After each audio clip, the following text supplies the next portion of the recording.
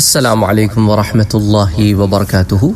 ازدواجی زندگی سے متعلق ایک سوال یہ بھی آتا ہے کہ ہم میاں بیوی ملے، ہم بستری کے بعد ہم نے اس کے بعد وہ جگہ صاف کی، لیکن ابھی ہم نے غسل نہیں کیا، غسل جنابت نہیں کیا، لیکن ہم نے پاک کپڑے پہن لیے۔ تو اب ہم نے نجاست تو صاف کر لی لیکن غسل جنابت نہیں کیا، اور ایسی صورت میں اگر ہم پاک کپڑے پہن لیں تو کیا وہ پاک کپڑے ناپاک ہو جائیں گے؟